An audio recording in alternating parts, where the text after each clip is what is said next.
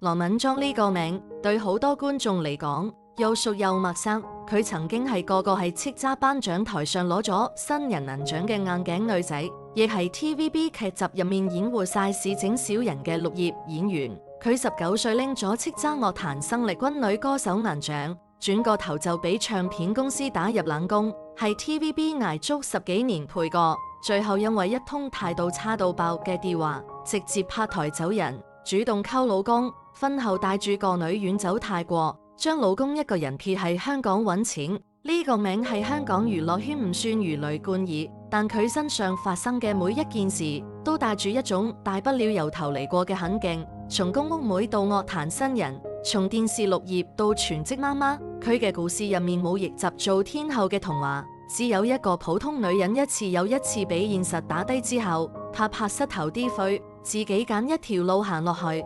1974年12月，羅敏莊出世喺何文田愛民村嘅公屋，爸爸係警察，中意喺屋企播黑膠唱片，扯開喉嚨跟住唱《上海灘》。3歲嘅羅敏莊已經可以成首歌唱晒，4歲就俾大人抱上走廊過台，對住支咪高峰嗌浪奔落樓。嗰陣時佢唔知咩叫台京，只係覺得台上面嗰個人好威風，可以令到大家拍手笑。佢嘅夢想簡單到離晒譜，就係大個做走廊歌手。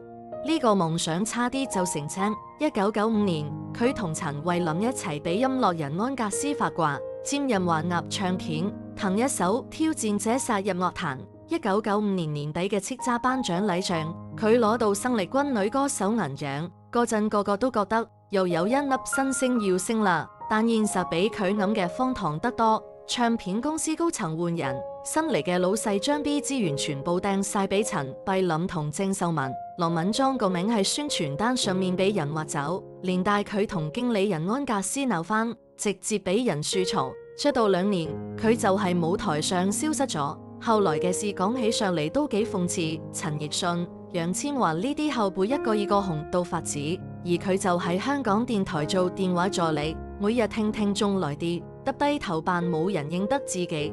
佢認命，但唔服氣。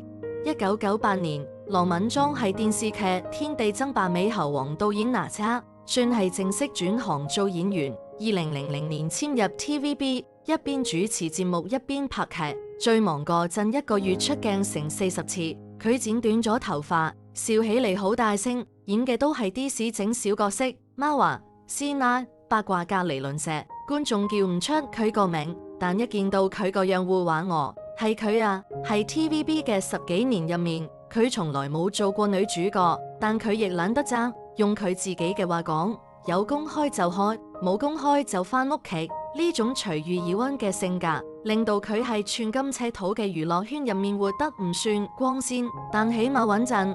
佢呢世人唯一一次豁出去，就係追一個男人。2002年，羅敏莊係古裝劇《雲海玉公園》片場撞到陳國邦，兩個人係演藝學院畢業嘅師兄妹，但佢對呢個男人嘅第一印象唔係咩風流倜儻，而係佢背對白嘅樣實在太閒。人哋入廠拍戲手上面仲拎住劇本，陳國邦一早將幾頁紙嘅對白全部塞晒入腦。有一場戲佢要一個人講大段獨白，羅敏莊俾人綁喺旁邊做反應，結果望客睇到入晒神，完全唔記得自己仲做緊戲。嗰一刻佢就知死啦，浸藥。跟住落嚟嘅事完全顛覆咗世俗男女嘅戀愛劇本。佢買奶茶買嘢食俾陳國邦，變花嬸揾藉口搭訕，拍拖1個月就主動提出同居，理由係佢住屯門，每日收工凌晨4點，第2日又要開工，太攰啦。佢唔係一時衝動，佢計得好清楚。嗰年佢28歲，知道自己想要咩，兩個人各自結束咗上一段感情，搬埋一齊住。陳國邦內向，怕醜又唔多出聲，而佢就大大咧咧，敢作敢為。性格南轅北轍，反而好似齒輪咁咬合得啱啱好。呢段戀情低調到近乎隱形，拍咗7年拖，連狗仔隊都懶得跟。2009年12月，兩個人喺沙田海悅酒店搞咗一場好低調嘅婚禮，冇誇張嘅排場，只係請咗最親嘅親友。婚後2年幾，羅敏莊發現自己有咗當時佢正籌備緊個人演唱會，肚裏面個 BB 先得2個月大，佢硬住頭皮著住對高踭鞋成場唱晒。2012年個女陳真出世，7.3磅，長臂似爸爸，五官似媽媽。講到陳國邦，香港觀眾最熟悉嘅唔係佢個樣，而係佢嘅懷才不遇。1989年係演藝學院畢業，主女作《壯志雄心》就入圍金馬獎最佳男配角。5年後又憑《飛虎雄心》提名金像獎最佳男配角。咁嘅開局擺喺任何人身上都係一手好牌，但佢係 TVB 嘅15年入面，始終係個萬年綠葉。尋秦記入面嘅李斯，大太監入面嘅彭三俊，每一個角色都演得鬼咁神似，但每一次頒獎禮，佢都只係坐喺台下拍手個個。佢曾經唔止一次向公司爭取做男主角，得返嘅回覆永遠係模棱兩可嘅下次啦。2015年10月，陳國邦做咗一件係 TVB 歷史上好少人咁做嘅事，佢喺社交平台上面發佈咗一封公開信，標題就叫《給無線電視的公開信》。信入面寫：我只希望能用自己的能力換取賞識及當主角的機會，結果是讚賞得到不少，而機會契遇見渺無。我不想看見自己慢慢變作一潭死水，發黑發臭。呢封信好似一炸深水炸彈，炸冧成個香港娛樂圈。當明荃、鄧瑞文、廖啟智、江美儀、行內人排住隊轉發撐佢，而羅敏莊嘅反應比任何人都乾脆。唔做咯，冇所謂啦，可以演舞台劇、教書，開心未得咯，兩公婆咪少食少着咯，就係咁一句輕描淡寫，但比任何豪言壯語都有分量。有趣嘅係，陳國邦嚟差唔夠2個月就返 TVB 拍咗《愛回家之百事入席》，俾媒體群嘲食回頭草。佢解釋話嗰套係之前口頭應承咗嘅戲，拍完就徹底走人。之後佢將重心轉向舞台劇同電影，同時兼任仲會大學嘅教學工作。日子冇話大紅大紫，但起碼唔使再睇人面積。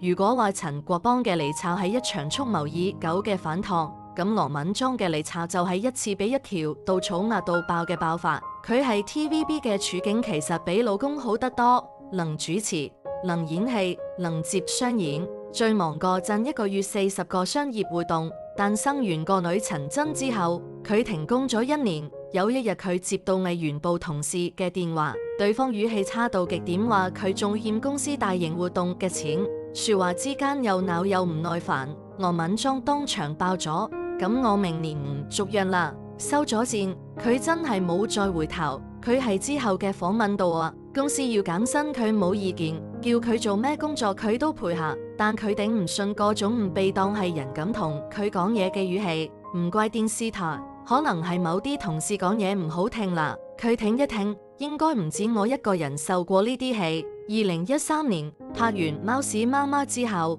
羅敏莊都離開咗 TVB， 兩公婆一前一後走出呢座圍城，個個都冇返轉頭。離開 TVB 之後，羅敏莊反而活得更加舒展。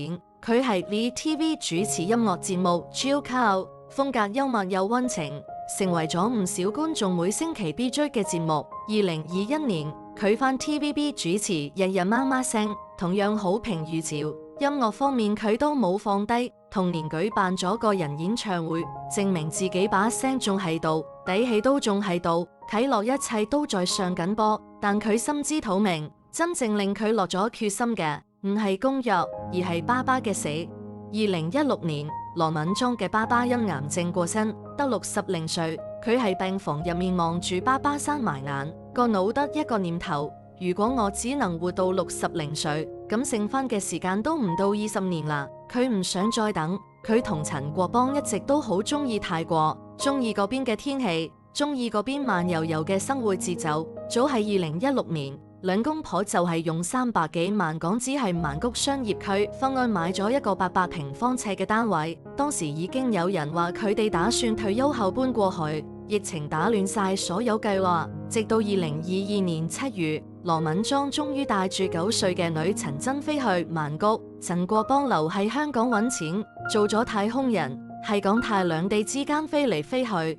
移居泰國之後嘅羅敏莊徹底換咗一種活法，因為冇工作簽證，佢唔可以喺當地做任何職業，索性做全職媽媽。佢幫個女申請咗曼谷哈羅國際學校，英國哈羅公會喺海外嘅第一間分校，校園佔地14萬平方米，自私豪華到爆，學費自然都唔提，每年16至17萬港紙。喺香港個鎮屋企請咗工人，到咗泰國咩都要自己動手。佢笑住話：冇工人都生存到，泰國啲屋冇香港咁大，好易打理，順便俾個女學客做家務。佢自己都冇偷懶，重新走入課室學泰文，由零開始學一個全新嘅語言。每日朝早送個女返學，晏晝接返屋企煮飯、打掃、頹毒，日子簡單到似杯白開水，但佢好享受。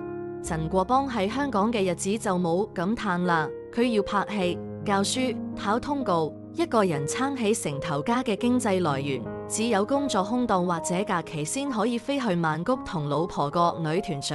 兩地分居嘅日子耐咗，外界開始議論紛紛，有人話羅敏莊係拋夫棄女，有人話佢係逃避香港嘅高樓價。佢懶得解釋，只係喺社交媒體上輕描淡寫咁回咗一句：我冇逃離香港，香港仍然係我嘅家，只係暫時陪客阿女先咋。佢強調自己冇放棄中國國籍同香港護照，只係辦咗長期旅遊簽證喺泰國居住。選擇移居唔係為咗否定香港，而係為咗個女嘅教育同一家人嘅生活質素，就係咁簡單。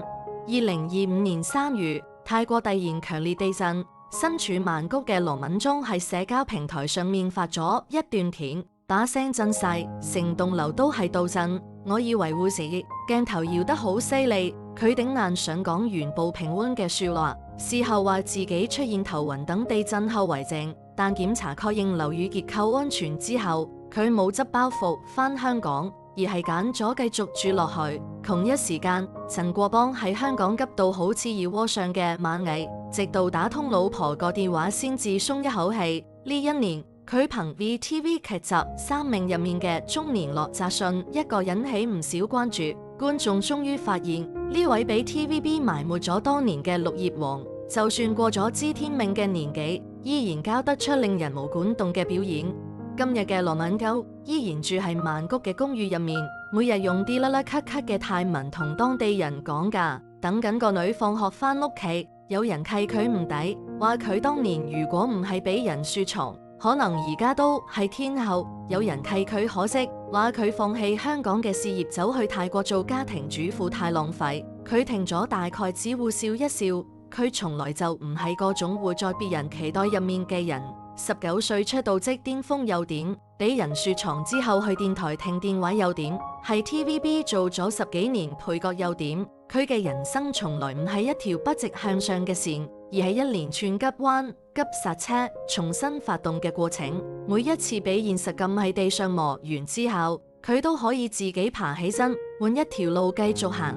從愛民村到叱咤舞台，從 TVB 片場到曼谷廚房。羅敏莊用47年嘅人生話俾我哋知一個唔係咁動聽但夠青實嘅道理：命運唔會因為你拎過新人能獎就對你網開一面，亦唔會因為你嫁咗個好老公就俾你一張終身飯票。你做到嘅就係每一次選擇面前唔猶豫，係每一次跌低之後唔埋怨。就好似佢自己話齋，每個人有唔同嘅路要行，咁我行嘅路就係咁落，冇雞湯，冇線艇，甚至帶住少少唔愛煩，但呢個就係羅敏莊，一個敢追、敢走、敢挺落嚟嘅女人。